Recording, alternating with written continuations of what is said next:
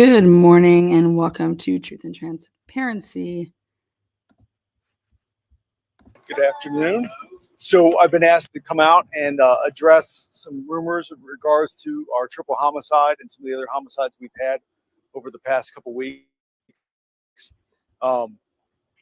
We've been made aware that over the past several days that there have been some rumors circulating on social media that some of the incidents are connected to a serial killer. I can tell you definitively that that is not the case. The triple homicide on South Ohio from Saturday, we do believe there is an association with the homicide on the 10th in the 700 block of Moeller. We are still looking for several suspects out of that. We are asking the public, anybody with any information on this case, to call our homicide detectives. Anybody that may have seen a vehicle or any activity in the alley on the west side of the 1300 block of Moeller, or I'm sorry, on 1300 block of South Ohio on Saturday or Friday, to give us a call and talk to our detectives. Anybody with information on that house in the 700 block of Moeller, to call us, to reach out for our detectives. Anybody with video. So we are hoping that the public comes forward with that, but we can definitively say that there is not a serial killer associated with that, either of those incidents. As you know, we did identify and charge an individual with murder out of the 700 block of Ohio. We are still looking for additional suspects. Yes, I'm sorry, 700 block of Moeller from the incident on the 10th. So that individual is at Franklin County Jail. There was an additional homicide yesterday on Harrisburg Pike that is unrelated to the incident that occurred over the weekend. Out of the incident on Harrisburg Pike yesterday, we do believe it's domestic related. We do have a person of interest in custody in a different county, and we are hoping that that case gets resolved fairly quickly. Any questions? Are you able to say why you believe those two are connected? I don't. I think that it's important that just so that we know what's accurate information and what's not, as information comes in, that we let the public bring that information to us without me, divulging what we know already. Regarding the homicide yesterday, like what county is Athens County. Athens County. So to be clear, you're looking for one suspect additionally in the Moeller homicide, and then other suspects in the. I wouldn't limit that. I don't. If I said that, that's a misrepresentation. We aren't saying how many people we think are involved, or we're not sure that we know exactly the number of people that are involved. We do believe that there are additional suspects out there, and we are trying to identify them at this point. In both cases. Yes. But speaking to the Moeller case, I know it says that there was another suspect in addition to Graham was his last name. Who killed him? Have you guys identified the other suspect out of that? We have not. We know that the women were suffering from gunshot wounds, but was there anything else involved? Were there drugs involved that you can tell us? Nothing that we can talk about at this time. Obviously, the coroner's office conducted their investigation in the aftermath of the incident. Usually, toxicology reports take several weeks to several months, depending on how fast they get them back. So that's something that we'll pay attention to as we move forward. Have you been able to talk to the owner of the house? It's my understanding that these were rented. What's the property owner saying? Are they being cooperative? I believe that our detectives have talked to the property owner, yes. Has this been a troubled house? Have you been there before? I'm talking about the South Ohio location. Is that been a place known to you guys? From my understanding, yes. Why? I personally do not know, like the exact nature of the runs or the calls for service, but I was told that there is a history to the house. Do you have any persons of interest or suspects in custody in connection with the South Ohio homicide? At this point, no, we don't know. We don't have anybody charged out of that incident. Any possible suspects or potential persons of interest? I think that like I said, we are looking at the possibility that Moeller and South Ohio are connected in some fashion. Are you able to say, Jordan, the Harrisburg Pike? Are you able to say how was it like a trauma shooting? At this point, I think we're going to just let the investigation play out on that. We have not charged that yet, and like I said, we do believe it's domestic related. But like I said, that investigation is still very active. And you used to get the person of interest apprehended at the time. That is correct. There's a video circulating on YouTube about the Hilltop area and sex workers over there disappearing, kind of sparking some of those serial killer rumors. Are you able to say if there's any truth to that video if you've seen it? I have not seen it. We do not believe that the South Ohio incident or the Moeller incident is connected to any kind of human trafficking, any kind of prostitution activity, or anything connected to the West Side in particular. Now, Ring doorbell cameras or just security cameras have really changed the game for you guys investigating. Is there any video giving you any clues, or were you guys able to find anything from that area? So we are still actively canvassing the neighborhoods, looking for businesses or residents that have video. Anybody that has a cell phone video, any kind of digital evidence is going to be huge in a case like this. So we are asking the public. We are going to work through our PIO office to put out a map of the area and maybe get one of those QR codes that people could to send the video to and get if they have it. But we are actively asking the community for help in supplying video that they may have. What about the friend who made the 911 call? Have they been helpful at all? How are they connected to these? I don't think it'd be responsible for me to talk about specific people calling and you know what they contributed to a case or not. When did it for you to come forward Well, I think in today's day and age, unfortunately, sometimes these rumors that circulate can take on a life of their own. And it's our job to be transparent with the community, but also in the case where maybe there are some people or, you know, that are afraid that these rumors may be true, that, you know, if we know definitively that they're not, you know, it's not necessarily responsible for us to let that fester and let people get, you know, scared about, you know, potential, you know, threats that, you know, may be out there. So in a case such as this, where we know definitively that it's not true, it's our job to kind of help, you know, temper that a little bit. Sorry, I went to Ohio. Is there a reason why?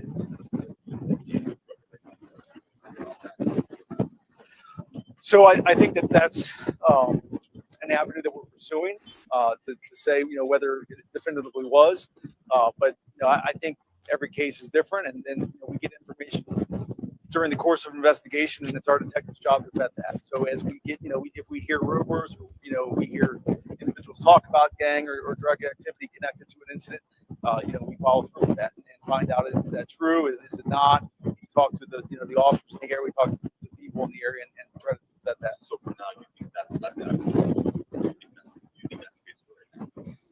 I wouldn't say I think it. I obviously I've heard the same things you have. So I mean, we're obviously looking into it, but I wouldn't say 100% that we're saying that this is gang related yet. Well, that's all the time these guys We get hard appreciate you out. coming So out. appreciate it. Yeah. All right, thank you. All right, thanks. All right. Welcome to the transparency. Right. Okay. So, please. You deserve. What the heck? Okay. Good morning, everybody. Welcome. Come on in. Hit the thumbs up. We're going to talk about a couple different things here. First of all, I think it's really helpful for people to see the area. So I took you guys around the area on my last video when I was boots on the ground with this case. We are well past the 48 hours. All right. So the first thing that I want to say is that they are saying that there is another person. So they have Graham, who's in custody for Daryl's murder on the front lawn of the 700 block of Moeller. Okay. But there's another person, or possibly more than one person, that they are looking for that was also involved in the shooting of Daryl. Now, that could be in a couple different capacities. That could be in the capacity of a driver of the vehicle. That could be another shooter. But there's another or multiple more suspects that they are looking for the Moeller shooting. And so what I'm going to do is I'm going to use Google Maps to show you guys so you can see this overview. Hopefully this will help. So the first shooting happened, which was Tuesday of not this past Tuesday, but the Tuesday before. And that was Daryl was shot on someone's lawn. Not where he lived, but somebody's like, I'll show you here in a second. Google Earth. Yeah, let's use Google Earth for you guys. Google Earth is just very helpful. Hopefully everybody's going to have a great Friday. I know I am. I'm looking forward to my Friday. So let's go ahead and we're going to pump in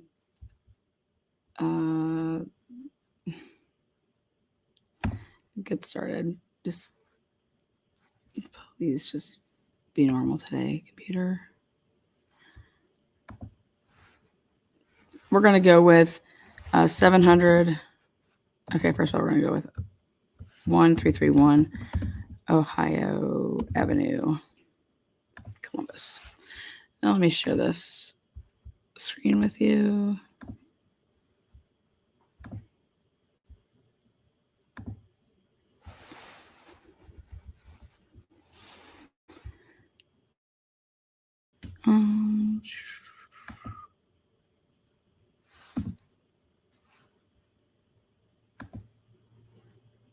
Ooh. Whoopsies. What's going on over here?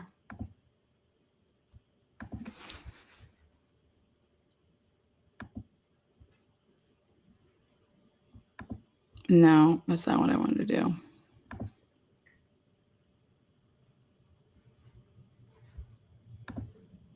I want to explore the earth. Thank you.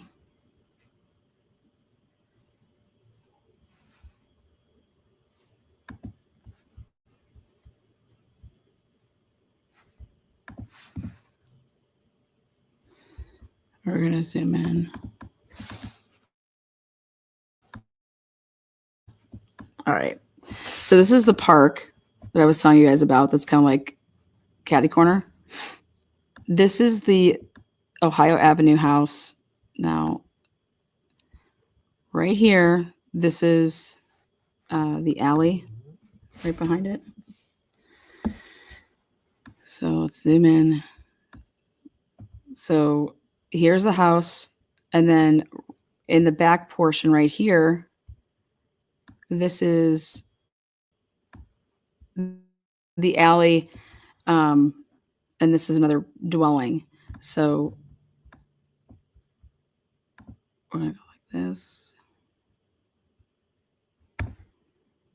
So you guys can see it from the front.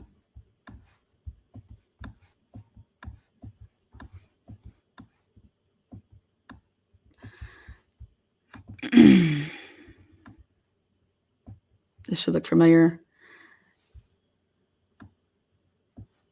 And so this house behind it is the little smaller house with like the garage part. And this little carport, when I was there the other day, they had a bunch of boxes on there on this, like, oh, it's like a pool table with papers. I just think that that's super weird. That's not an area. I mean, that would be rummaged through in a second, just so you guys know. Like, that's not an area that you would leave that stuff. I don't know if that's part of the investigation. So, like, they have a cop car out there, so they put these papers on that pool table. But this is the house that in the back of it was where the three girls were found shot. So I want to show you guys now the back of it. I'm going to show you this alley. And I want to show you how close this is to this other property. So if we go back out, and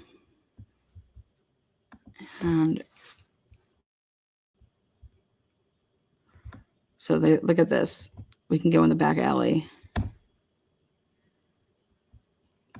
That's where the dog was let out. And I was like, if I was scared of dogs, maybe. All right.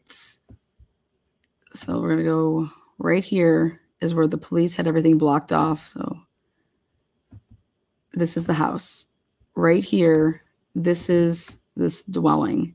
It's a rental. All right. There's a ton of trash that was out there. This was kicked in a little bit. fenced in yard, but like this is like a apartment. Now, they are asking when they talk about the alley and if you have any information in the alley. This is what the alley. This is what they're talking about. This alley back here. I think it's super interesting. This guy seems like it's like Fort Knox over here at his place. I mean, look at this shit. I've never seen something like this. That he has this chain link fence with fucking barbed wire. Okay. You know this person has to have cameras. I mean, who goes to this type of lengths and doesn't have cameras? All right. And then these have since been these apartments here, whatever they are. Whenever this Google was done, see how they're blue now? That's exactly how they are now.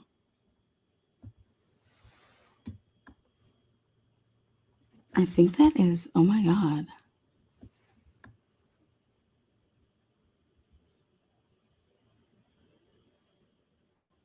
Interesting.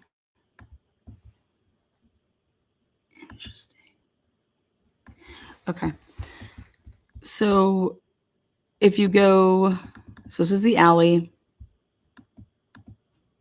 But if you go right and you zoom in on these, so I'm going to zoom in on these for you guys. These have cameras. These are cameras on top of each one of the doors. And they're like circle cameras.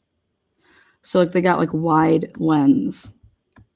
And I'm sorry, but I would think that this house here, like there's a ton of surveillance like all around it. This is a business right here. I would think that they have surveillance. Now we're gonna go back to the overview because I want to show you guys the street. So let's go back to this overview. Oh, no. It's fine. All right. This is a good overview. So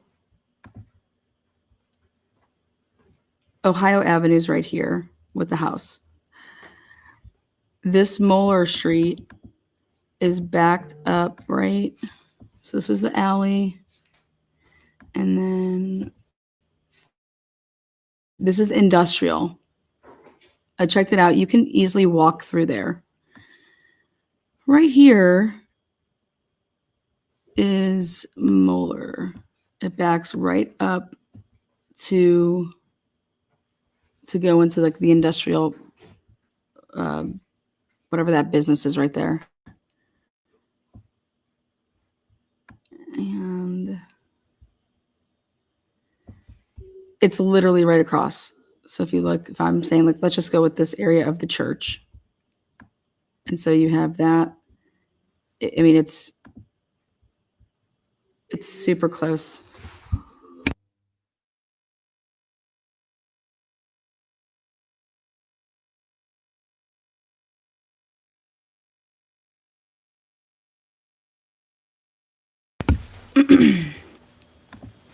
So they are calling this related, that these, so let me go back over here. So where it says like this, I'm just trying to show you guys, like these are very close locations, and that's even further, like that's way further. We're talking just a couple blocks, and it backs right up. You could literally walk through that industrial to get to the one street to the other street. Now, where Daryl was killed was over here on Moeller Street, but he lived on paper at the address of 1331 South Ohio Ave. So, is everybody following? So, Daryl, who was shot and killed on Tuesday and died on Wednesday, he was shot and killed on the 700 block of Moeller Street, which goes right up. It's literally like two houses to walk through this industrial park right here. And then you would be two quick little blocks to the house. So he lived at, on paper, 1331 Ohio Ave. I talked to a neighbor, and the neighbor said that there was always activity in that back house. Always something was going on there. People coming and going type of thing. And immediately you can think of like, okay, that's like a,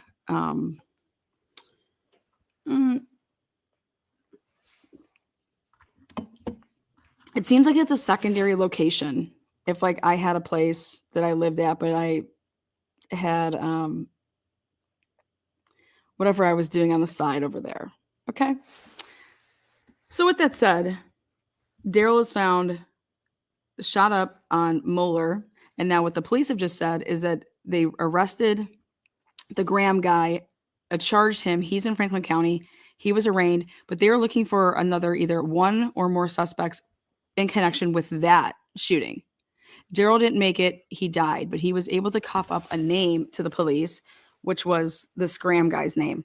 And I think that's interesting because I don't know if Daryl was able to cough up multiple names in his little, time to be able to talk to the police, because he made it to the hospital, but he died the next day. So, and there hasn't really been more said on like the complications that he died from. I mean, obviously because of the gunshots but if he made it to the hospital and he was able to tell the police who shot him, if there's multiple people involved, I don't know if it was, I could only see this dude, but other people were in the car. I couldn't see them type of thing. I don't know if the guy had suffered multiple gunshot wounds and they were they were different type of bullets. And that's why he's saying, I only knew the one guy, but multiple people were shooting at me. I don't know if it was like a drive-by. I don't know if it was like an argument gone wrong with friends. They're being tight-lipped on that. But then after the whole Wednesday thing, when he dies, then Saturday they find in the afternoon 3 dead bodies, females. And at first they did not want to say how they died, if it was, stabbings, gun, whatever the cause. We come to find out that they were all shot. You guys, that area is quiet. That area is very, very quiet. I walked back there, showed you guys. There is no way that you are shooting 3 people. Okay. How aren't people like running and fleeing? I mean, how are you able? Is it like execution style then? Were they being held hostage there? Now the important part is that there was a girl that was there the night before with the females who were doing like one of the girls' hair. Now, if anybody knows, it takes Black women, they could get their hair done and it will take all damn day, all damn night. Okay. And so I laugh when my friends who are Black are like, yeah, so-and-so's, going to go do my, going to come over and do my hair. I'm like, all right, girl, I'll see you in a week. It's a joke. But no, I'll literally see you like that's going to take hours. Like it's just fact. So, but I joke around. I say, okay, I'll see you in a week. So but she was there the night before when the females were found on Saturday. So what I was trying to gauge is like, just because the women were found on Saturday afternoon, it doesn't mean that they were just killed, right before that. Like when's their last like proof of life? So there is a female out there that did an interview and she said how she was there kicking it with her friends and they were doing each other's hair. They were doing girl things, whatever that is. I don't know what that means nowadays, girl things. I'm thinking like lesbian stuff, but it's probably not what they're talking about. We're doing girl things. I don't know. We're gossiping about our men and how they're cheating bastards. I don't know. But I think she slid in there. She lodged her some about hair. So they're coming to get me now. They want to know what I know. So let's go take a look at these 3 women. Now, there's no knock on what I'm about to say. It's just that in order to, like, part of, like, helping, because the families want help. The families have reached out and said, hey, we we want to know who did this. These are really sweet, awesome people, you know, and asking for the community for help. So you have to look into victimology. Who are the 3 women that were killed? You know, what consists of their circle? What are they into, type of thing. And yeah, these women have extensive rap sheets. Okay.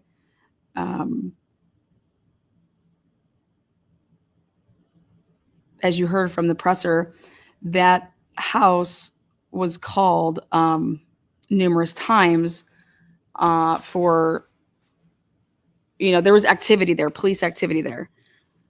So this morning I just put in a FOIA for all the dates of any time anybody was, you know, called to the house. What are the dates? What are the incidents? Give me the list.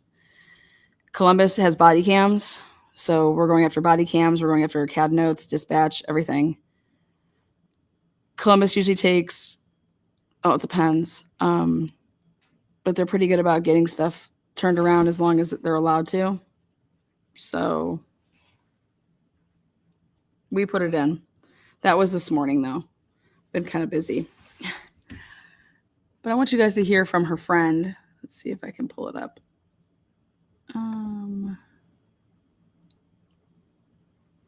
I wanted to know if this was, because people were trying to, like, these 2 shootings on the Wednesday or on the Tuesday and then on Saturday, I believe that they're 100% related. Why? Well, because Daryl had the address of the 1331. Okay. He gets shot. He's dead. Then 3 girls are found dead where Daryl lives on paper.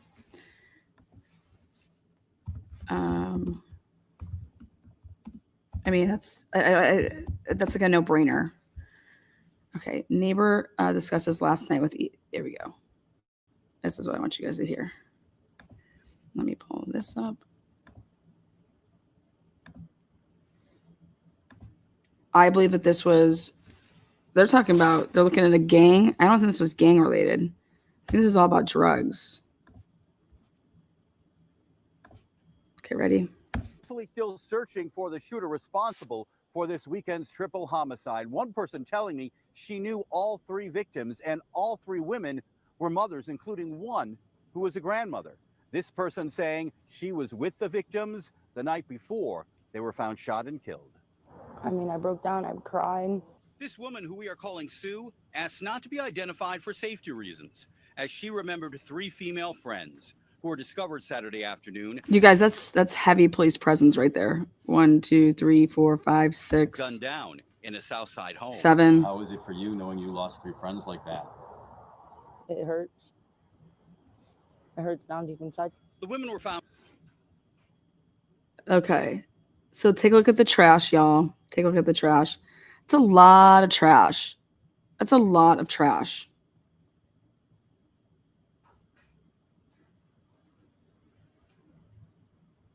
Found shot to death in a house on South Ohio Avenue near Carnes Park. Sue says she was in the home with the women the night before those deadly shootings. Going through clothes, doing makeup and hair, you know, girl things, but I didn't think it would be the last. We are not naming the victims until they are identified by police. They've been named since. Now check this out. This is the carport. Okay, they pulled the police vehicle into the 1331 carport. Why? This is on the other side. Like, this is like where the big house is. That's that carport. Police. The victims discovered by a friend. What's going on? Why is the police vehicle inside the tape? A police vehicle never parks like that. Isn't that interesting? Anybody else find that interesting? 2 of the women lived in the home along with 45-year-old Daryl Hambrick, who was shot to death this week not far from the South. Okay, hold on. Let's have that part. Along with 45-year-old Daryl Hambrick, who was shot to death this victims until they are identified by police. The victims discovered by a friend. 2 of the women lived in the home along with 45-year-old Daryl Hambrick, who who was shot to death this week not far from the South Ohio Avenue home. He grew up with my aunts and uncles, and it's killing Right me there. down deep inside. And I had to call his girlfriend, whom's in the hospital dying of cancer, Oh God. and break the news to her. 39-year-old Hakeem Graham charged and arrested overnight with Hambrick Hold on one second. I want you to see this. So this is the Moeller house, okay? from the South Ohio Avenue home. He grew up with my aunts and uncles, and it's Right there. You see behind it how it's like literally the house that butts up to the industrial area. You see that? You could just cut right through there, and I'm telling you, you would be at that Ohio 1331 address in the back alley there, and like lickety split, boom. killing me down deep inside. And I had to call his girlfriend, whom's in the hospital dying of cancer, and break the news to her. 39-year-old Hakeem Graham charged and arrested overnight with Hambrick's shooting death. Columbus police not saying if the two homicides are connected. They have since, like, this is older, so they have said that there's association with it. You guys heard that. So Daryl was living in the house, they're saying, with the three women. You guys, that house is small. Okay.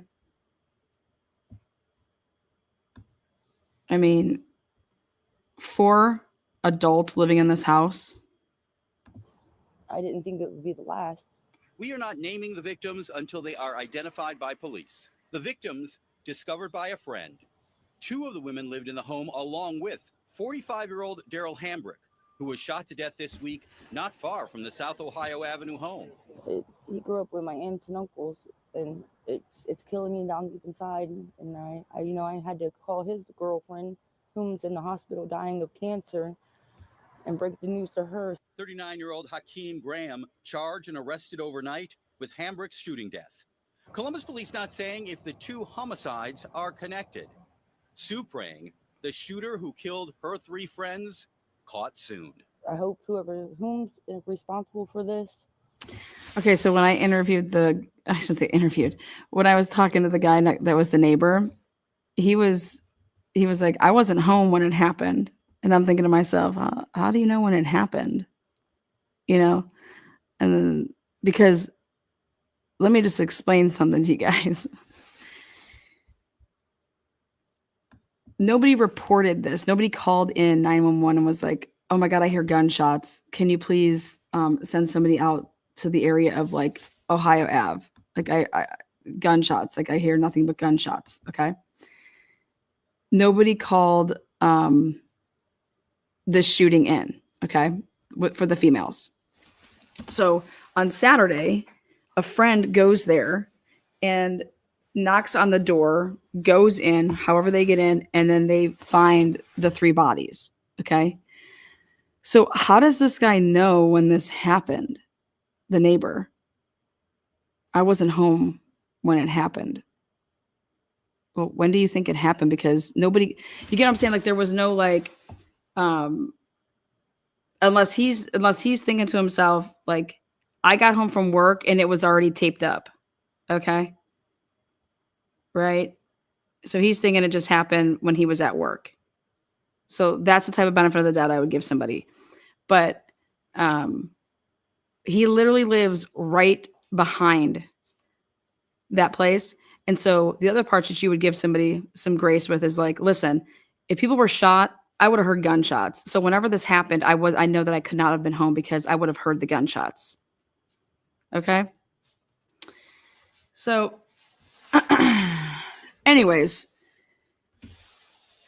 do I think there's anything shady with the neighbor? Absolutely not. Absolutely not. Not like one thing shady about him, right? But cops, this is exactly how Sheldon Jeter Jr. got his words twisted with the police. Okay? Because everybody talks differently and everybody's thinking different things when they're like talking, okay? So police officers really need to do a better job of saying, okay, what do you mean that you weren't home when it happened? When do you think this happened? How do you know when it happened? You would inquire about that. You would ask questions. You wouldn't just go, 10 on 2, boom, dragging this dude up into the police station and saying, well, how do you know when this happens? You only know information the killer would know. Like stupid shit like that. You would ask this man. You wouldn't try to, you just do your job, ask questions. But that's what I see happen so much. And it's like, dude, you're not even. So this is what I believe the guy meant. I come home from work, yellow tape's up. Yellow tape wasn't there when I left for work. Okay. So it happened when I was at work. Then the next thing I would say, well, it didn't. They've been dead for 2 days. Okay, well, I'm telling you, it still happened when I was at work because I know I would have heard gunshots. But I tell you that people come and go at that place all the time. It's always, a lot of activity back there. Stuff like that. He didn't hear the shooting, so he assumed, yeah, but exactly. But how these police officers are handling things, it's like with what that guy told me, I can like go back to my last live and you guys could listen to it. If a police officer heard that, they would go fucking nuts. Well, how does he know when it happened? We don't even know when it happened. How does he know when it happened? We don't even know when it happened. Like, that's the type of shit. It's like, and so Sheldon Jr. kind of said something like that. And he's like, well, I just put 2 and 2 together and figured that when my mom's had called, it was, because she said she had heard shots. They had all heard shots. Dude, in Aliquippa, news travels like that. And nowadays, if you're in like group messages, you just send one thing. Everybody gets it like that. So that's just the stuff that really upsets me is I'm not looking to go. I just wish the police wouldn't be looking to go pinning things on people versus just asking people questions and breaking it down then for somebody. Like when that person would have said that to me, I would have been like, oh, well, so when did it happen? Because then they would say, well, I don't really know when it happened, but I just know that when I left for work, there was no yellow tape up. And when I came back, there was yellow tape up. Okay. Well, hey, they just said that they were all shot. Have you ever heard gunshots back here? Like, how loud is it? Oh shit. We hear gunshots all the time. And we don't, we just don't think anything of it. Like people just be shooting shit. I don't know. Yeah, I can't tell you how many times I've called in gunshots, but nothing's ever happened, or I don't know. If there were gunshots, I didn't hear them. Stuff like that. So I just would like to see more of that from our police officers. So moral of the story is with this interview for this female is unless she is lying, these girls were all alive, which people do lie. People lie. How did this guy find this girl? Well, because these people probably went and knocking on people's doors. I have all the addresses of all these people. I could literally go knocking on all these doors too and be like, hey, so do you have any comment? It says here that you're friends or you're, relative of so-and-so. But this person was with them the Friday. Friends like that. It hurts. So. Shot to death in a house. Let's see. How is it for you knowing you lost 3 friends like that? It hurts. It hurts down deep inside. The women were found shot to death in a house on South Ohio Avenue near Carnes Park. Sue says she was in the home with the women the night before those deadly shootings. Going through clothes, doing makeup and hair, girl things, but I didn't think it would be the last. We are not naming the victims until they are identified by police. So then, hopefully the police have interviewed Sue. Okay, Sue, what time did you leave? I bet you there's hella DNA up in that house. I can't even imagine what would be up in that house. Okay, Sue, what time did you leave? So then you mark down what time they left. Okay, we found him at then this time on Saturday. So now we're working with a window. And Daryl, the guy that was the guy that was shot by Graham, we were trying to figure out if Graham could have taken out the girls as well. So then we went and looked at when did Graham get picked up? And no, Graham is not the shooter of the three females.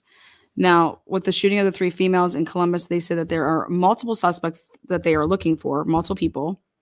I don't know if that's based off of what's inside the house. I don't know. They use the word suspects, not persons of interest. So it's interesting. And I'm curious of where they're like the three bodies, were their phones with them? Did they take their phones? Like, again, nobody asks a damn question worth a damn anymore. You got the damn police people out there and you want to ask questions of stupid shit about domestic violence that has nothing to do with this down in Pike. Harrisonburg Pike's a street, you guys, and that's right by the Franklin County where they throw people, to hold them in the county. And there was a domestic situation and the guy or the girl, whoever, one of them shot the other one and then fled to Athens, which is like 2 hours away. Like that's where OU is, Ohio University. Ohio State's in Columbus, but OU is in Athens. That's where Joe Burrow went to college, in case anybody wants to know. He plays for the Bengals, quarterback. So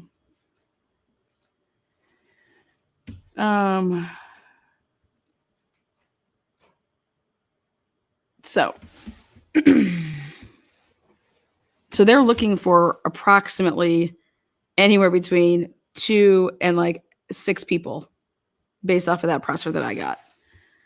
What do they think happened? And now, why in the world would you shoot three of these females? But let's go take a look at one last thing we are looking at here. Let's take a look right here, like this right there. Now, when I was there, it was after this was done, okay?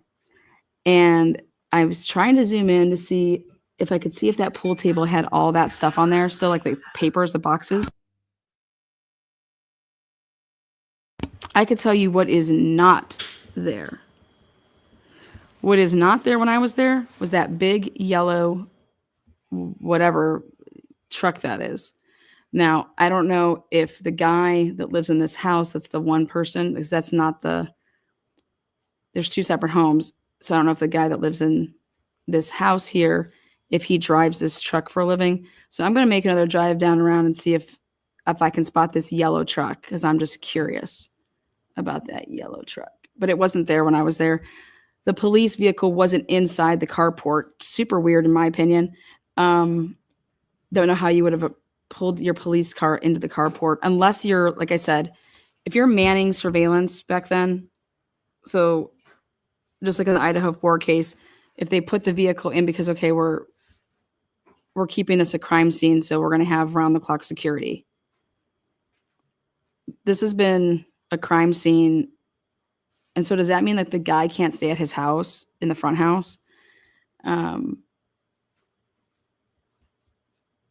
that's the only thing that would make sense to me if that's security for security purposes. But it looks like there's boxes on the pool table back there, if you zoom in. So they want people to come forward. Well, maybe they should have taken the glasses that were in the alley that I saw. I thought that was weird that they didn't take those glasses that were in the alley. You just never know.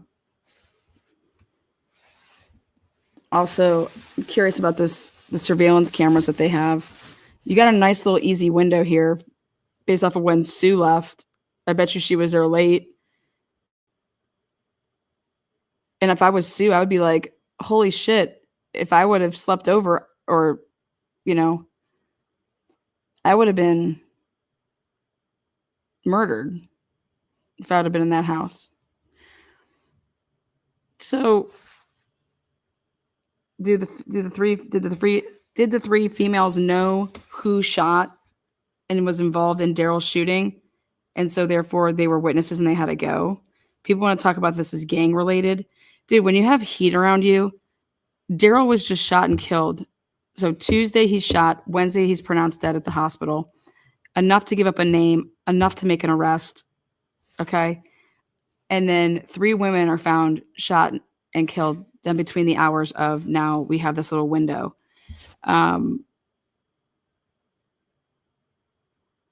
there would have been heavy police presence in that area.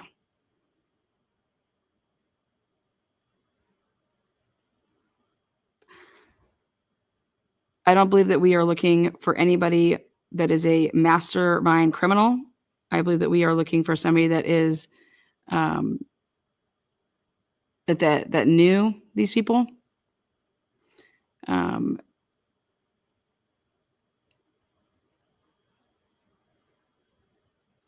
And that they were witnesses to whatever the fuck was going down, right? They live in the same house as Daryl. I think that they know what Daryl's up to when you live with somebody, right? And then this is where this is actually. So when we go back to the Ohio, so now let's go like this. Share screen, go back to Google Earth. When we look at Google Earth, I can promise you that. So I was driving around to see all the different cameras that they had. And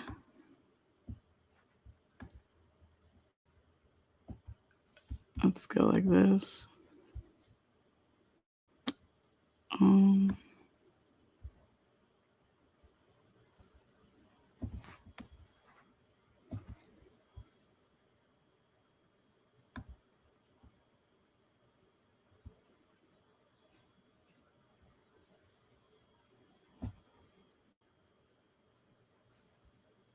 Right here's the toolbox.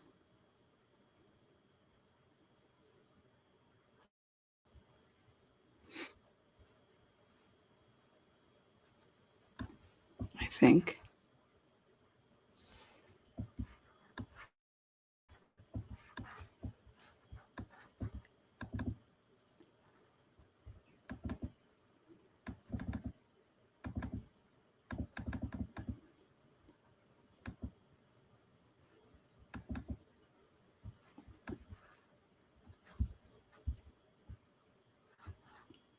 No, it's a little further down.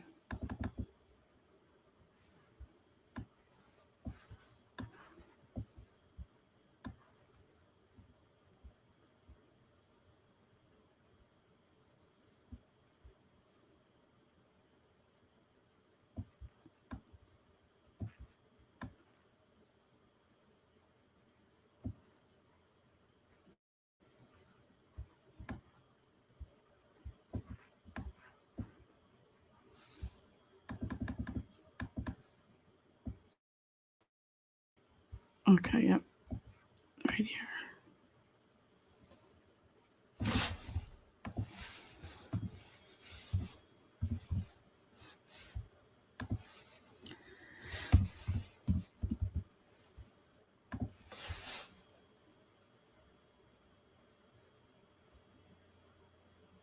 Damn.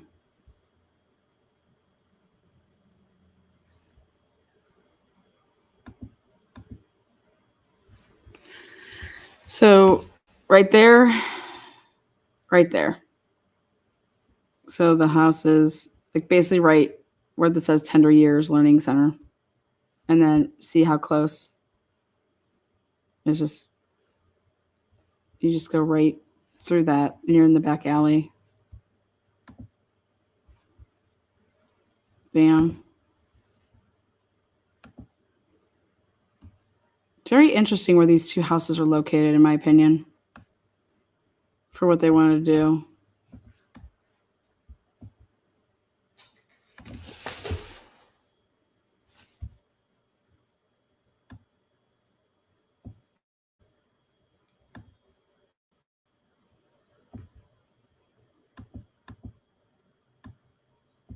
Interesting. Yeah, when I drove down here, there was 3 police cars parked here, 1, 2, and 3. And so you're going to, and they've been there since the Wednesday, and then you're telling me that you're going to shoot 3 people in this area and no one's going to report hearing 3 people get shot. That's fucking crazy. I want to know if their bodies were put there. No, because in this Sue broad said that she was hanging out with them the other night. It's very interesting, guys. Very, very interesting. I don't see how I could possibly be chilling at my house right now. It's super quiet, and 3 people get shot next to me and me not hear it. I think I heard gunshots the other night, but I didn't call them in. I don't think it was fireworks, but maybe I wasn't being a good citizen either.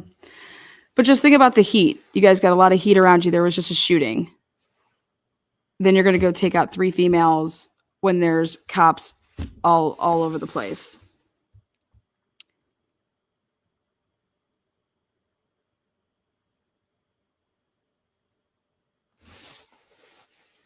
It's very, very interesting.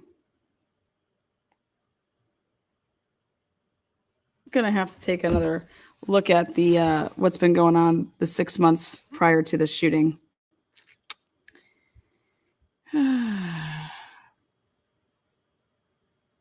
Yep, go Bucks. They play this weekend. Woo woo. But this is just those of you guys that are following the police now were asking for help from the public, and it's my ass would be over at the tool bar getting some info, going to those neighborhood bars, put somebody undercover, call your girl Lana, put me on assignment. Let's see, updated 2 days ago.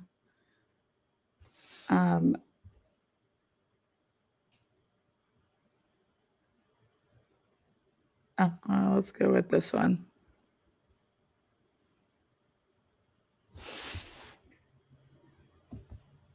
This was 3 days ago. Let's see.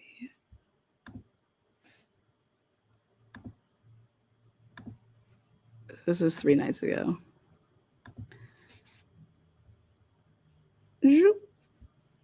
To a triple homicide Saturday is moving forward. Within the last hour, Columbus police identified the women shot and killed.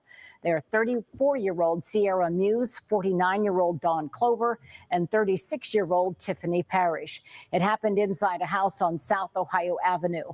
NBC4's crime and safety reporter Anna Huffman live now at Columbus Police headquarters with what we know on a troubling story, Anna.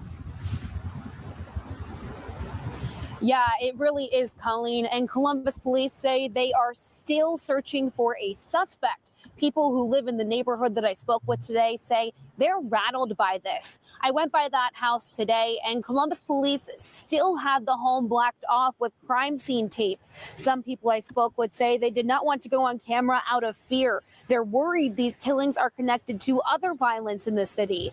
Columbus police say a friend of the victims found the women and called police to the home. Police say the women all suffered from gunshot wounds. Wendell Hancock has lived in the neighborhood for decades. Okay, like right there, look at that. I'm telling you, nobody in that area would ever leave that stuff like that. Whoever did, like that stuff would be rummaged through. You don't understand. He says there's always traffic in and out of the house, and That's what the neighbor told me. There's always traffic in and out of the house. people are always noticing issues involving that house. 3 women were killed, and when we found out about that, that really upset us. What steps do you take to get the appropriate action taken, and why does it have to take years and then 3 women getting killed for some action to be taken? What is he talking about? What do you mean years? What you've been reporting stuff for years? That doesn't make any sense. Involving that house. 3 women were killed, and when we found out about that, that really upset us. What steps do you take to get the appropriate action taken, and why does it have to take years and then 3 women getting killed for some action be taken. Okay, I want to know why nobody called in gunshots. I want the 911s for all day on that bay. Is Sarah in chat? I know Sarah likes to go. Hey, Sarah, if you're not busy, look into the dispatch scanner. Is the scanner still up? So let's look into the scanner on, it'd be Friday of last week, right? Let's see. 2 weeks ago now? Let me see that. I'm getting all my dates have been so that the past 2 weeks. You would sell in 15 minutes if they put you undercover at the bars. Probably. If they give me a vest, I'll do it. Okay, I believe this shooting occurred on Saturday, or the 6th and 7th, right? Let me see.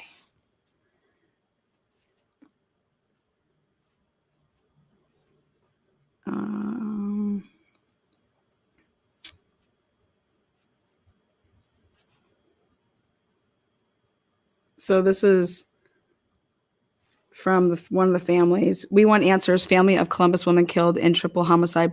Plead for public's help. Tiffany Parrish's aunt said she was a kind, loving person and one of the best women you'd ever meet. She would go without and make sure everybody was taken care of before she would sit down to eat. Oh, her aunt said she made sure everybody else was eating first. Parrish, 36, a mother of 4 children between the ages of 12 and 18, was found fatally shot Saturday, along with 2 other women inside a home in the 1300 block of South Ohio Avenue on Columbus Southside. Columbus police have made no arrests since Wednesday. Aw. Tiffany Parrish top pictured here with family members. Her aunt said the killings left Parrish's family shocked, but added that they remain hopeful that somebody will come forward with information about why Parrish was killed, along with her friends Sierra and Dawn. Kelly said that so far the police have shared little information with the family. We want answers, and we're very impatient wanting them now, but we understand the police have an investigation to do. Columbus police documents released to the dispatch under an Ohio Public Records Act request, believing the killings were drug-related and may have involved a gang. They definitely were drug-related. Bingo. So I wonder what I need to call this girl. Ugh, so sad. A man who called 911 told the dispatcher that he came upon a woman's body while he was paying a visit to the wife of Daryl Hambrick, 45, who lived at the South Ohio Avenue home and had been shot and killed days earlier on the 700 block of East Miller Street, just over a half mile away. It ain't even a half mile. There's no way it's a half mile. It's closer than that. If we lived in Bonner's Ferry, they would say it's 500 feet. Police responding to the 911 call. Police responding to the 911 caller went into the home and found 2 more women who were also fatally shot. Oh my God, so they weren't shot. Like, this guy didn't see them in the same area. Holy shit. Listen to that. So the guy didn't even know that the other 2 were shot. That means he just found her. He called the police. In the vicinity of her was not these other 2 women. All 3 women were pronounced dead at 4 p.m. Saturday by Columbus Division of Fire Medics. Her aunt said that she does not know who killed Parrish, but said that before she died, Parrish texted her mother saying she knew who killed Hambrick and was thinking of going to the police with the information. Excuse me? But they had already arrested Graham. Ah, I know now. He said the name Graham. I need to look that up because I want to know what he was arraigned for. See? She knew who killed Hambrick. How would she was thinking of going to the police with the information? Well, she just said that before she died, so at some point. Hambrick died in a hospital the day after he was shot at 7 p.m. Why would she need to go to the police if Daryl already told the police who it was? A Columbus police SWAT team took 39-year-old Hakeem Graham into custody Saturday. He is now charged with murder. Police have said they are seeking at least one additional suspect in that case. I knew that. In a press conference Tuesday, police dispelled rumors circulating around social media that a serial killer could have killed the women. I knew that that's just absolute crazy. However, police have said Hambrick's death is related to the killings at his home. Wait a second. Okay, if this guy went over to pay his respects. Okay, so, all right. So a man who called 911 told a dispatcher that he came upon a woman's body while he was paying a visit to the wife of Daryl Hambrick. Who is married to Daryl Hambrick? Because nobody has that last name.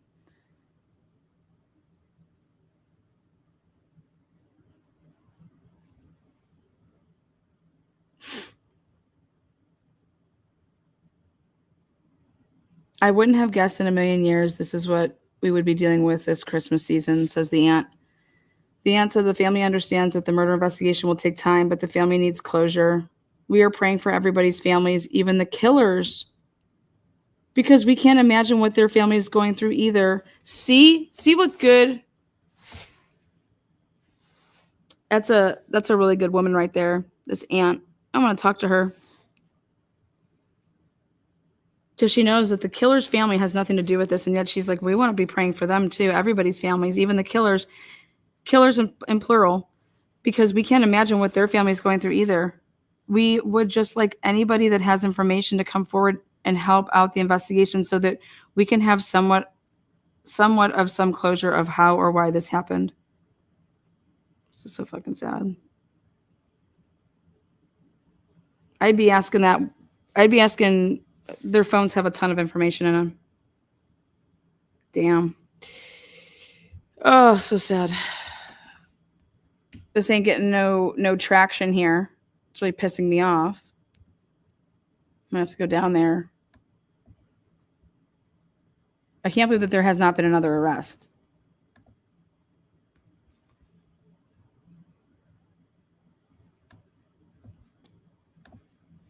One homicide is one too many, but when you have three, that's particularly alarming and troubling to us. Now at 11, Columbus police continue investigating a triple homicide on the city's south side. 3 women found dead inside this home. Questions now rise on who is responsible. Thanks for joining us tonight at 11. I'm Colin Dorsey. Police are keeping the details of this investigation private for now as they continue looking for a suspect. 10 TV's Carla Rogner is learning more about this investigation tonight, and she's live from Columbus Police Headquarters. Carla? Yeah, police aren't sharing many of the details yet about this case, including how those 3 women were killed. But tonight we're learning that the home where their bodies were found is connected to a man who was killed earlier this week. It was traumatizing. DeAndre Herndon is grieving the loss of his high school friend, Daryl Hambrick, shot and killed on the south side this week. Daryl was a cool dude. When he found out about Daryl's death, Herndon went to check on his home on South Ohio Avenue, where he made a disturbing discovery inside. And I had seen Daryl, and I knew he lived here, so I came over here to check on Daryl. When I came in the house, the door was kind of ajar a little bit. So I came in, walked in the house. I seen like a body laying there. That's when I backed up out of there and I called the police. Officers got there. They obviously contained the scene. And unfortunately, medics pronounced 3 adult female victims that had all passed away. Daryl Hambrick was killed on Tuesday, about a half a mile from the home where police found the women's bodies on Saturday. Police declined to answer questions on whether the deaths were connected and didn't share details about either homicide. Anything you can say about why this is such a complicated scene and why the information was so limited? Again, it goes back to when you have multiple victims within one scene, there's so many moving parts because investigators obviously aren't sure exactly of everything. So they want to make sure they have a full picture in their head of what actually happened to piece these things together. Spending hours on scene, police say they are meticulously going through every piece of possible evidence to try and piece together what happened. In the meantime, DeAndre Herndon is processing the traumatic scene. It's just an unfortunate situation, just sorry that this happened. Police did not share the women's names or much information about them. They actually said it could be a while until they release more details about these homicides because they don't want to compromise the investigation. Live at CPD. Well, that was clearly back. Not. We've had these names for a hot minute. So this is like 5 days ago. I'm gonna put in.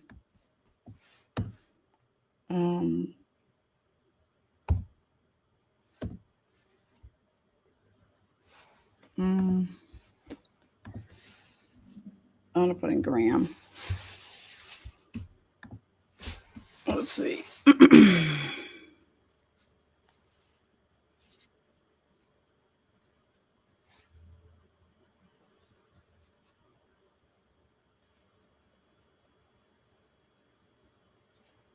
Hakeem Graham. H-A-I-K-I-E-M Graham.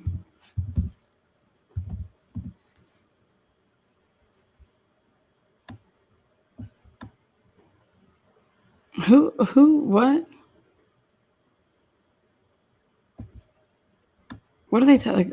Maybe this is one of the videos that woman was talking about that was circulating around.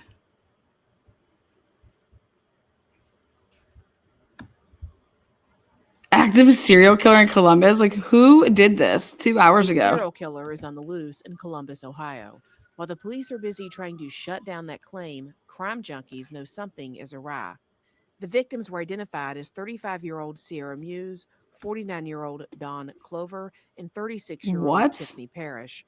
The scene was described as complex by police spokesperson Sergeant James Fuqua. What? Yeah, unfortunately, this is a very complex scene. With the amount of victims that we have, it's going to take a little bit longer to make sure that we're very careful in going through the scene meticulously so we do not miss any key piece of evidence. Because unfortunately, it's very unusual to have so many victims in one incident. So, one homicide is one too many, but when you have three, that's particularly alarming and troubling to us. The police remaining tight-lipped about the murders and details of the crime scene. But here's where things get weird. Those women were found at the home of Daryl Hambrick. He was fatally shot 4 days earlier. But they also live there. Friend DeAndre Herndon said when he found out that he died, he went to check on Hambrick's home. That's when he saw a dead woman lying on the floor. He then stepped outside to call 911. When police arrived on the scene, that's when they found the bodies of 3 women. The distance between where Hambrick was shot and where his home was that contained 3 dead women is just a half-mile away. Fuqua said that there are, quote, very limited details. Very limited information at this time, and it absolutely is a homicide investigation. But beyond what type of homicide or what led up to it, we're still unclear, and we're working through that. This was not a shooting. We're working through the manner of death to determine what actually happened before we release any of that information. You see the amount of detectives we have back here that's going to work tirelessly to determine who done this heinous crime and bring justice to the family of these victims. Are you thinking Columbus Police Department Deputy Chief Smith Weir echoed a similar sentiment, saying, quote, "We aren't saying how many people are involved. We aren't sure we know the number of people involved. We do believe there are additional suspects out there and are trying to identify them." Now, even though they don't know anything, they know for sure it's not a serial killer. We've been made aware that over the past several days that there have been some rumors circulating on social media. This is wild. That, some of the incidents are connected to a serial killer. I can tell you definitively that that is not the case.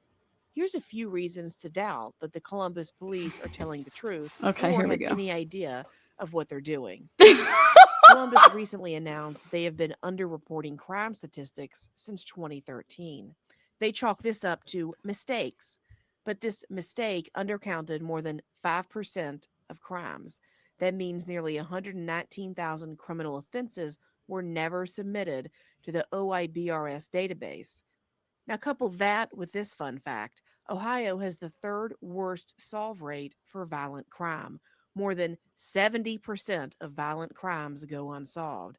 That's according to a 2022 study by the Council of State Governments Justice Center. So, do you believe the cops, or do you think there's a serial killer on the loose in Ohio? You know, Oh my God. Listen, that does not mean there's a serial killer on the loose. That means that there is bad policing. So now I'm going to talk about the policing. Now, that statistic is very, very interesting, and where they got it from. Okay. So what that tells me is that we got some issues.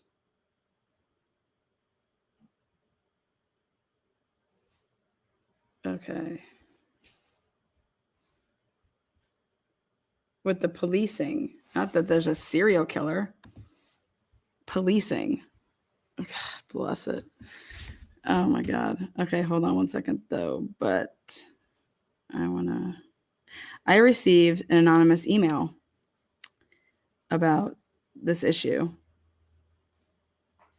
And said if there's anybody that can fucking make it pop, you can. They supplied me, whoever this anonymous person is, they supplied me with all of these incident reports, all of these, I want to say it right, so hold on one second.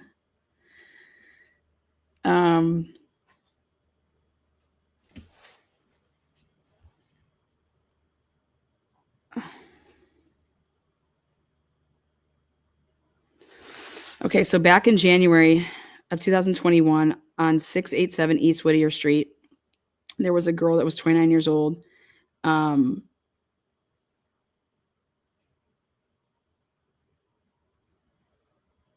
Let's see. The house was always a rental and became a drug spot. Quite possibly, it was a halfway house on paper in order to pull off some scams. William J. Happett Jr. owns the home and has a sketchy background. Claims he knows nothing of the activities in the home. While admitting his best friend lives next door, neighbors complained to the 311 call center. I have the records of prostitution and drugs, and stating that someone is going to die here just days before a 29-year-old's death at 687 East Whittier Street. That complaint was cleared by 311 and local law enforcement. Nothing to see here, folks. Cameras adorned 687 East Whittier Street from front to back. This very house, 687 East Whittier Street, was the subject of a SWAT raid after the death of Redacted on February 10th, 2021. A lethal 56 ng of fentanyl eventually was reported found via toxicology. I have the lab reports. I was able to view and listen to pieces of body cam video from the various officers at 687 East Whittier Street, Columbus, Ohio, January 4th and 5th of 2021. There were more than 4 officers and several people coming and going with nothing roped off as a crime scene. This girl, Redacted, was found dead at this home on body cam at the 35 and 22 second minute mark on the video cam of Gary Jackson. That is who discovered the body. And this is after multiple calls to homicide and assault department after officer in car 110 Gary Jackson, rookie, at some point calls the coroner and reports a dead body needing pickup. He reports her full name, to which the coroner staff female on the phone states in response to the officer, "We will just call her Jane Doe anyway." The officers find identification on a medication bottle and her belongings in a purse and backpack and retrieve her full name, leading them to her address, and then they identify using positive photo for Ohio driver's license. When you watch the video and listen closely, you can hear the officers steering Officer Gary Jackson towards what to say and do and officers are also coaching the witness as to what to say and what the story is, suggesting a timeline and justifying why one would leave the house of a dead person, etc., helping to solidify the story. Clearly, the rookie officer wants to do his job correctly, and others are coaching him as to what to say on the various phone calls Officer Gary Jackson makes. To avoid having homicide come out, they make it look like from one department to the other, as if someone with authority said no investigation is needed. When one asked what the other department said, everything was downplayed, and as though the supervisors said was correct thing to do. It's an overdose. The officers determine on their own, and it's clear. They determine it was an overdose simply by her age 30. They say, oh, for sure, an overdose. They, officers, try to paint a picture of this redacted name as a prostitute, and they are again leading the witness as what to say. This name, this victim, in fact, only has 2 past records, one for theft at Kohl's as a teen and a gun weapon charge from self-defense with a legal firearm. None of the officers seem to know the procedures, yet the rookie officer seems to be wanting to do as he was taught in training, and the seasoned officers discouraged him and used the culture to sway him into cutting corners. The officers are heard amongst themselves, talking and conversating about the details and procedures or protocols, not making sense, and it appears the older, more seasoned officers pressure them with the culture to do less work and not what is necessary, and using certain words or vagueness instead of factual details. The videos are so clear. The officers do not get nor give correct information from or regarding Keith Williamson. They have him listed as Keith Williams on a police report, so when called in for record history, of course, they did not catch this. Some birth date, same description, and same scenario of Keith's criminal record and history as the scene of this person's, like the female, the 30-year-old that was found dead. As a witness, and in fact, the witness, Keith, gives his correct name when asked by police, but very silent emphasis on the son part in William. So it's not William, it's William's son. And the officers sure did not clarify. Please look up Keith Williamson, matching same birth date, as I told you before, hearing this with my own ears. Multiple arrests for felony assault and drug abuse. Police officers are certainly aware that the 911 call details an origination, the scene, the story, the witness stories. None of it adds up and none of it makes sense and is evident because you can clearly hear them discussing this, and even everyone in contact with the officers want to get answers to this, as it seems suspicious, and the officers minimize the situation and therefore downplaying the facts, and they go ahead and assume it's an overdose and treat it as one. The officers clearly say it over and over. An officer calls homicide and assault department. It's probably the correct thing to do, but the more seasoned officers are coaching and steering him as if this is not necessary for homicide, that there is nothing wrong here with this situation. The officer, Gary Jackson, does make many attempts to reach homicide and assault, and then another officer gives him a nudge as to what to do that will alleviate all of this work, basically leading him down the path of the norm instead of the path that is culture, not what is right and correct. It is pathetic how this was handled and seems there should be some answers.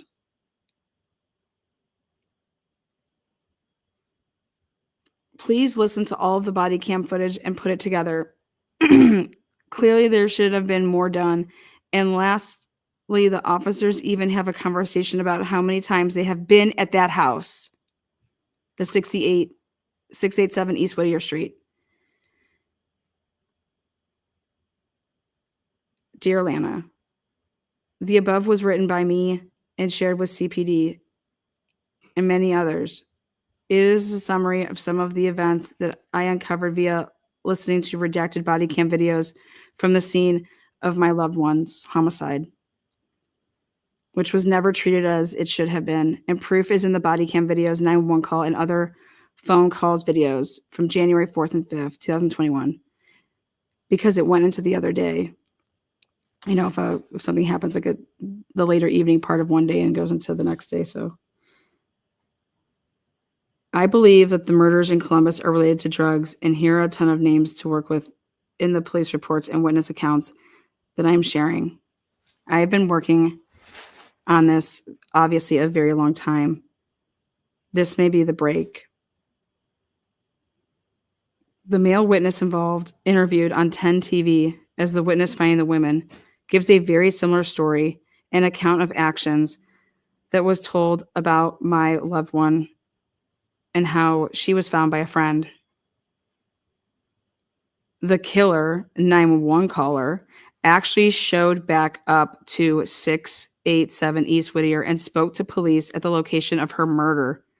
But police didn't use context clues nor care to piece it together. However, I could tell just by listening to a redacted video what was going on. This dude gives the exact same scenario storyline about a friend and checking on them. Holy fucking shit. I implore you to please request all of the body cam videos and just listen to the nonsense, and then you can get a glimpse of what happens in similar situations. The above is just an example of some of what was discovered via my research. As follows below are the actual autopsy case numbers. Oh my God, it's everything.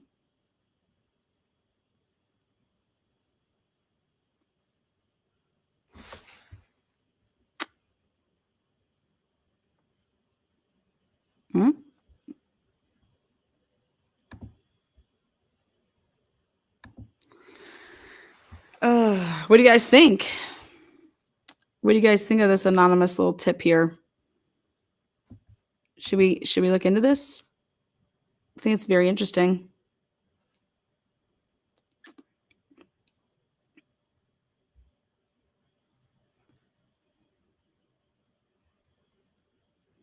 I think this is rather sick.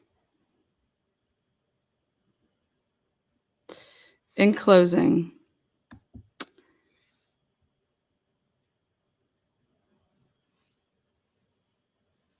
as follows below are the actual autopsy case numbers, which the coroner consistently demonstrated a pattern of lying, of misrepresentation of facts. Here we go. 1, giving this name, lifeless body, to the coroner office as Jane Doe while having identified her. Why would they do that? With technology sources, photos, prints, identifying tattoos and marks, piercings. Number 2, stating that she was found at her residence, 687 East Whittier Street. This was a lie. In her recent state of Ohio ID, which was recently made July 2020, stated her correct address, and it was on her body when she was found. Being found in January with shorts, tank top, and no coat, and her ID clearly stated her address. Nothing weird here, right? January, she just appears with no clothes, no shoes. I think it's easier to say the deceased lived at address where found, so it avoids extra investigation /tools /steps. Just easier to make it make sense. Holy shit.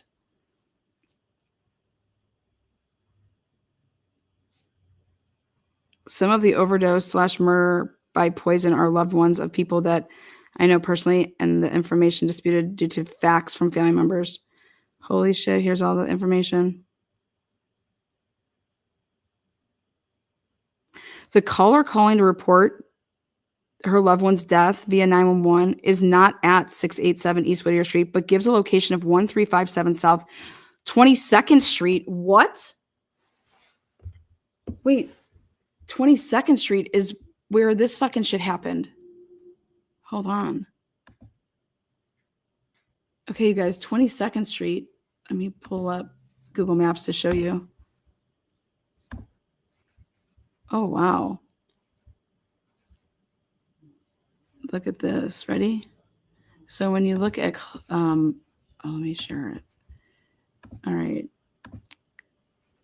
Google Earth. I want to show you guys. 22nd Street's the street behind Ohio Ave.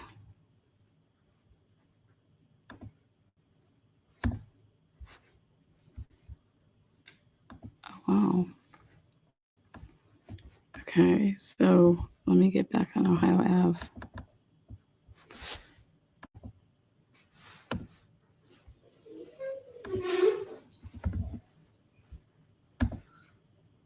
All right. So right here, this next street, right here, is 22nd Street. I'll show you.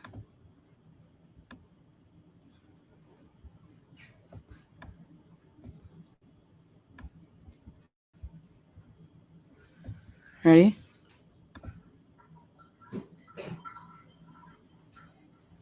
See? South 22nd Street. Oh my God. Oh, shut the fuck up. See? South 22nd Street. Holy shit. Hold on a second. Okay, ready? The caller calling to report her death via 911 is not at 687 East Whittier Street. East Whittier Street's way better area, but gives a location 1357 South 22nd Street as where they are calling from on this night of her death. This address is actually just steps away and very close, located to Midoff and South Ohio, near where the 3 women's bodies were found. I knew it. I didn't even finish reading it. This address of 1357 22nd Street comes back to numerous police reports called in prior days and years to the 687 East Whittier Street address. I gotta go. I know what I can do. Okay, you guys.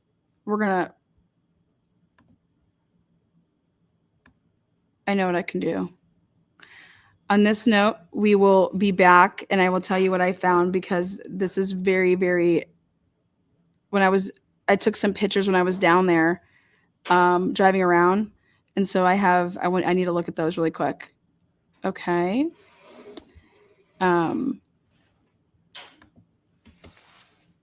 Let's see. Oh my gosh.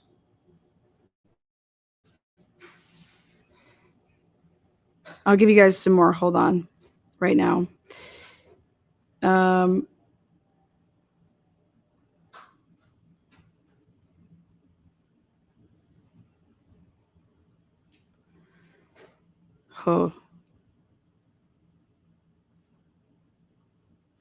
Okay, ready?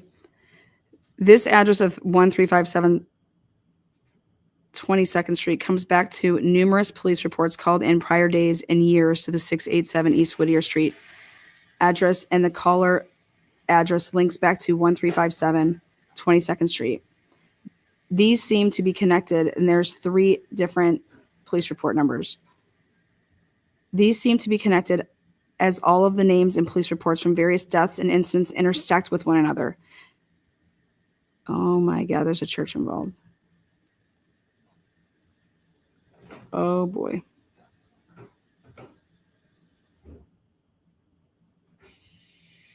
The Community Free Church, or the Community Free Center, Church for All People, is on Parsons Ave. I told you guys that's a bad area. In Whittier, it's where it meets. Oh boy. All right, I'm going to end this right here, and I will be back with all of you guys a little bit later. Please check my community posts today as updates with this. I will be posting there as well. And I'll be back and let you know my findings. Keep it classy. Keep rocking Columbus. Love you, mods. Peace out.